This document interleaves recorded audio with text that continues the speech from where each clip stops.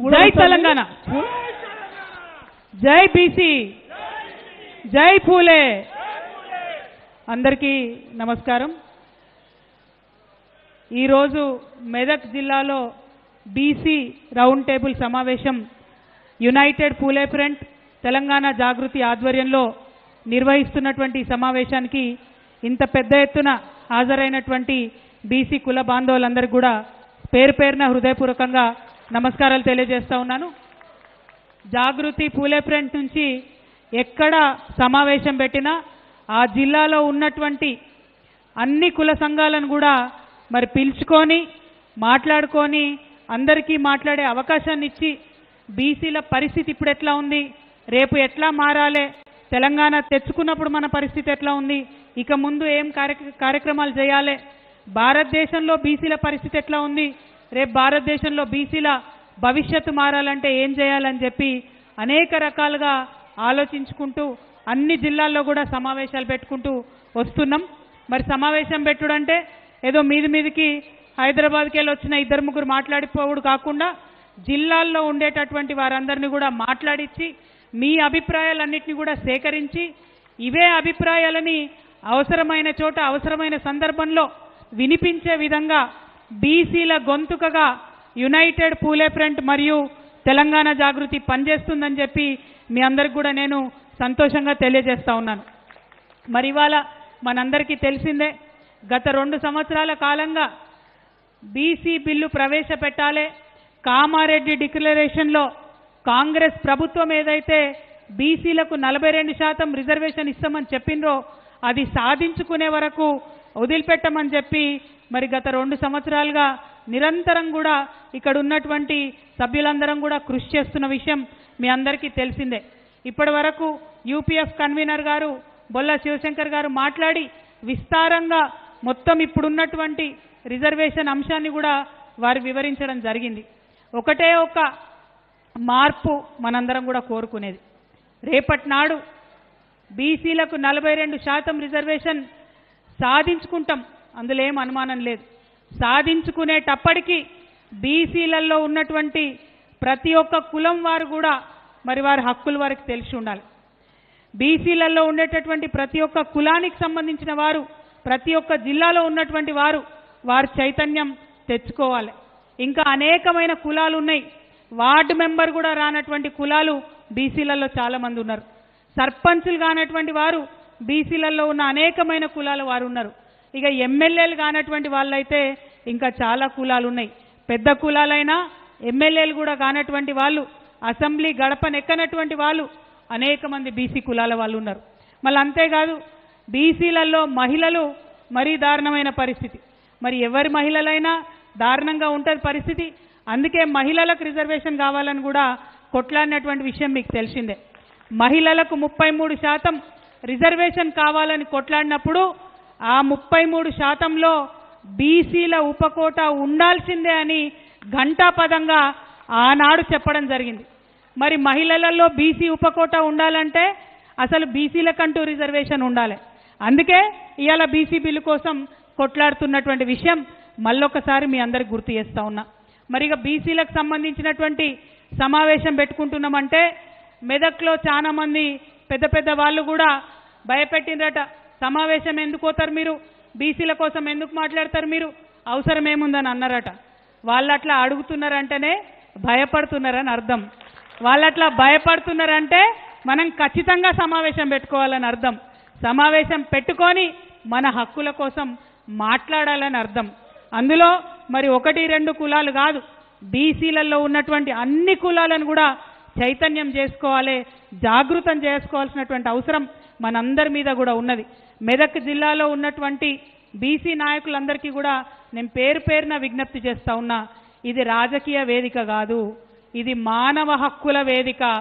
బీసీల హక్కులు సాధించడంలో మానవ హక్కులు దాగిలేవా అని నేను అడుగుతా ఉన్నా.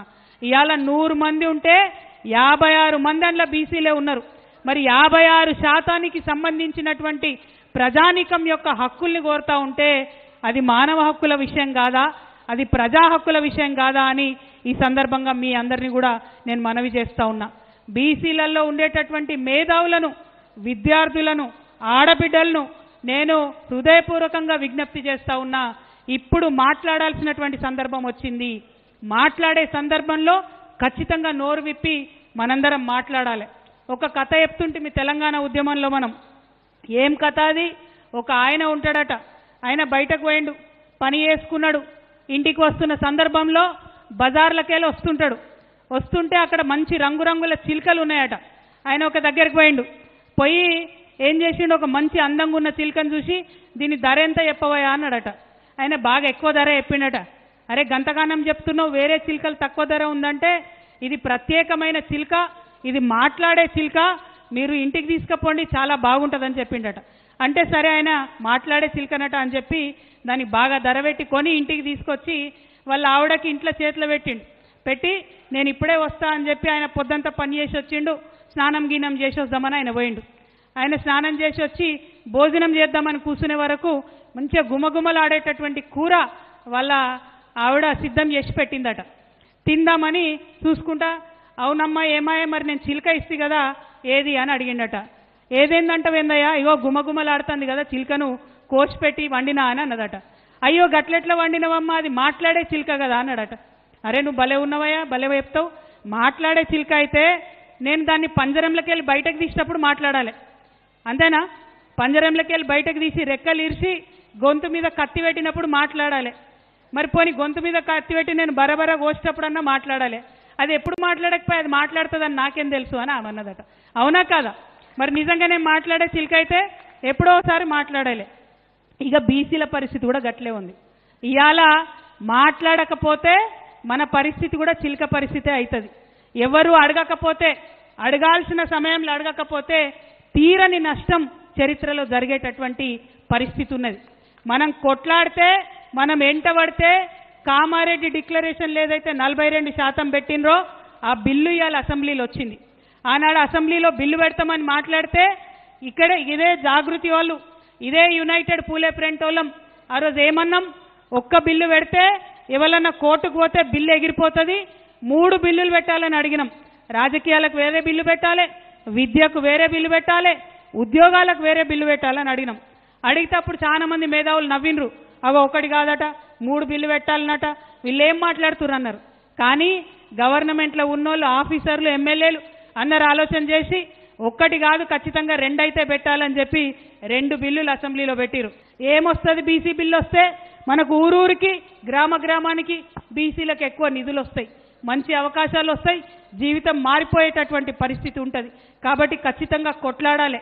ఎస్సీ ఎస్టీలకు మీకు తెలుసు మొదటి నుంచి రాజ్యాంగంలో హక్కులు ఉన్నాయి కాబట్టి ఇష్టమున్నా లేకున్నా చచ్చినట్టు ఎమ్మెల్యేలుగా, ఎంపీలుగా ఎస్సీలను ఎస్టీలను గెలిపించుకుంటున్నారు.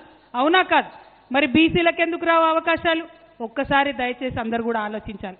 నిన్నగాక మొన్న కాంగ్రెస్ ప్రభుత్వంలో కులగణన అని చేసిండ్రు, మేము మొత్తం లెక్క పెట్టినామని చెప్పిండ్రు. ఆనాడు కూడా ఒక జాగృతే మాట్లాడింది, మీరు ఇతరులై పెంచి చూపించారు సంఖ్య, బీసీలై తక్కువ చేసి చూపించారని మాట్లాడినాం. మేము ఇవాళ ఒకటే డిమాండ్ చేస్తున్నాం, నిజంగానే కాంగ్రెస్ పార్టీ వాళ్ళు చిత్తశుద్ధితో కులగణన చేసి ఉంటే అన్ని గ్రామ పంచాయతీలలో పెట్టుండ్రి డేటా, వివరాలు వెల్లడించండి, ఏం లెక్కనో చెప్పండి. ఊర్లలో అయితే మనకు తెలుస్తుంది కదా, ఏ గడప ఎంతమంది ఉన్నారో తెలుస్తుంది మనకు. దూద్ కా దూద్, పానీ కా పానీ హో జాతా.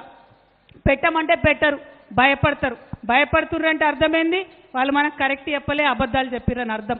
కాబట్టి ఈ అంశాలన్నీ కూడా దయచేసి మనం దృష్టిలో పెట్టుకోవాలి. ఇప్పుడు మనం చేసిన పోరాటాల ఫలితంగా రాష్ట్రం నుంచి బిల్లు పాస్ అయింది, కేంద్రం దగ్గర ఉన్నది. మరి కేంద్రానికి మన బీసీల సత్తా తెలవాలంటే, మన తెలంగాణ బీసీల పౌరుషం అర్థం కావాలంటే ఇవాళ మనం కేంద్రం మీద ఒత్తిడి పెంచాల్సిన అవసరం ఉంది. ఎట్లా ఒత్తిడి పెంచుదాం? ఖచ్చితంగా ధర్నాలు చేయాలి, వంట వార్పులు చేయాలి, తెలంగాణ ఉద్యమంలో ఏమేం చేసినామో అవన్నీ చేయాలి. అవన్నిటికన్నా ఎక్కువ ఖచ్చితంగా కేంద్రానికి తెలవాలంటే మొట్టమొదటి కార్యక్రమంగా మీ అందరినీ మెదక్ జిల్లా నుంచి నేను అనౌన్స్ చేయాలనుకున్నా. మొట్టమొదటి కార్యక్రమంగా మన డక్కన్ నుంచి ఢిల్లీకి పోయేటటువంటి రైళ్లన్నీ కూడా ఆపుదాం. వచ్చే నెల ఇవాళ 17 జూను కరెక్ట్ నెల తర్వాత 17 జూలై రోజు రాష్ట్ర వ్యాప్తంగా మీ అందరూ ఒప్పుకుంటే రైల్ రోకో కార్యక్రమం బీసీ బిల్లు కోసం చేస్తామని నేను అనౌన్స్ చేస్తా ఉన్నా. తెలంగాణ జాగృతి యునైటెడ్ పూలే ఫ్రంట్ ఆధ్వర్యంలో ఈ రైలు రోకో కార్యక్రమం రాష్ట్రంలో ఎక్కడైతే అక్కడ చేస్తాం. అన్ని బీసీ సంఘాల నాయకులను కలుపుకుంటాం. అన్ని జిల్లా కేంద్రాలకు పోతాం. ఈ నెల రోజులల్లా అందరినీ కూడా బతిమలాడి బామాలి వారి హక్కుల గురించి వివరించి అందరం కూడా వచ్చి రైలు రోకో చేద్దాం. అప్పుడైతే ఢిల్లీలో కూర్చున్నటువంటి నాయకులకు మన డెక్కన్ పీఠభూమి యొక్క పౌరుషం అర్థమవుతుంది. మన తెలంగాణ బీసీల యొక్క పౌరుషం అర్థమవుతుంది. ఈడికెళ్ళి బిల్లు పాస్ చేయించి పంపితే అక్కడ పెట్టుకోవద్దు, తొందరగా మళ్ళీ వెనక్కి పంపాలనే విషయం వారికి అర్థమవుతుంది. మరి ఆ బిల్లు వచ్చే లోపలనే కాంగ్రెస్ ప్రభుత్వం కుట్ర ఏందంటే ఇది వచ్చే లోపలనే ఎలక్షన్లు పెడతారట. ఎంపీటీసీలు, జెడ్పీటీసీలు, సర్పంచులు ఈ బిల్లు వచ్చినా రాకున్నా పెడతారట. జరగనిద్దామా? మరి ఎన్నికలు జరగనిద్దామా? లేదంటే ఏం చేయాలి? అంతేనా? అప్పుడేనా? మరి మెదక్ జిల్లా వాళ్ళ మాట కరెక్టే ఉంటుందా? ఖచ్చితమే ఉంటుందా? మరి ఇది కేసీఆర్ జిల్లా. మరి నేను చెప్తున్నా, మీరు మాట ఇచ్చి వెనకకు ముందుకైతే కేసీఆర్ గారికి మాట వస్తే సుమా అది ఆలోచన చేసుకోవాలి. ఆలోచన చేసుకొని ఖచ్చితంగా దయచేసి నాకు మాట ఇవ్వండి. వాళ్ళు కాంగ్రెస్ పార్టీ వాళ్లకు హెచ్చరిక చేస్తూ ఉన్నాం. మీరు బీసీలకు 42% రిజర్వేషన్ ఇస్తామని చెప్పిండ్రు. ఇయ్యకుండా ఎన్నికలకు పోయే ప్రసక్తే లేదు. పోయేటటువంటి కుట్రలు చేస్తే ప్రజా ఉద్యమాలు తప్పకుండా నిర్మాణం చేస్తామని ఈ సందర్భంగా తెలియజేస్తున్నాం. ఢిల్లీకి సెగదగిలేటట్టుగా జూలై 17న రైలు రోకో చేస్తామని కూడా ఈ సందర్భంగా తెలియజేస్తూ ఉన్నాం. మరి ఏం జరుగుతుంది ఇక్కడ? ఇవాళ నేను నడిచి మెదక్కి మీ దగ్గరికి వచ్చిన బీసీల హక్కుల కోసం మాట్లాడుతున్నా. దీనివల్ల లాభం ఏం జరుగుతుంది? ఇవాళ నేనొచ్చినా రేపు అధికారం నడిచి బీసీ బిడ్డల గుమ్మం దాకా వస్తుందనేటటువంటి విశ్వాసాన్ని నేను ప్రకటిస్తున్నా. ముఖ్యంగా బీసీ విద్యార్థులు ముందుకు రావాలి, బీసీ మహిళలు ముందుకు రావాలని చెప్పి మీ అందరినీ కూడా రిక్వెస్ట్ చేస్తున్నా. ఏ సభకు పోయినా ఇగో తెల్లంగిలు వేసుకొని మా అన్నలే కనబడతారు, కానీ మెదక్లో మాత్రం మంచిగా బతుకమ్మల లెక్క రంగురంగుల చీరలు కట్టుకొని మా ఆడబిడ్డలు ఉన్నారు. మీ అందరినీ కూడా నేను కోరేది ఒకటే, బీసీ సభ కోసం, బీసీ రౌండ్ టేబుల్ కోసం తరలి వచ్చినటువంటి మీ అందరికి కూడా హృదయపూర్వకంగా నమస్కారాలు. సిద్దిపేట నుంచి వచ్చిన గిరి లొల్లెక్కువ పెడుతున్నాడు, నీకు కూడా దండాలు. అట్లానే ఈ కార్యక్రమాన్ని చాలా పెద్ద ఎత్తున దగ్గరుండి ఆర్గనైజ్ చేసినటువంటి మా తమ్ముడు సంగారెడ్డి, మా తమ్ముడు సంపత్ గౌడ్ గారికి, అట్లానే మా అన్న కొట్టాల యాదగిరి గారికి, మరి మెదక్లో ఉండి కోఆర్డినేట్ చేసినటువంటి గోపు సదానందమన్న గారికి, విజయేందర్ సాగర్ గారికి, కుమారస్వామి గారికి, మన వేణుగోపాల్ స్వామి సార్కి, తమ్ముడు నరేష్ గారికి, దత్తు గారికి, లింగం గారికి, స్వామి గారికి, అట్లనే సాల్వాచారి గారికి, రాచమల్లు బాలన్న గారికి, వడ్డెర అన్న మారన్న గారికి, మా హరి గారికి, ఆలకుంట హరి గారికి, మైకు పెట్టి వెనకాల ఉన్నాడు, ఇంకా చాలామంది ఉన్నారు, సీమ రమేష్ గారికి. చెప్పుకుంటా పోతే ఇట్లే మీటింగ్ అయిపోతుంది. నేను ఇక్కడే కూర్చుంటా. మెదక్ జిల్లా బీసీ సంఘం నాయకులు అందరూ మాట్లాడే వరకు పట్టుకొని అందరి వివరాలు కూడా రాసుకుంటా, ఎక్కడికి పోయేది లేదు. ఇది మన మీటింగు, ఖచ్చితంగా మన అంశాలు మాట్లాడుకోవాల్సినటువంటి అవసరం ఉందని తెలియజేస్తూ మళ్ళొకసారి మెదక్ జిల్లాలో ఇంత పెద్ద ఎత్తున మద్దతు ఇచ్చిన మీ అందరికీ పేరు పేరున హృదయపూర్వకంగా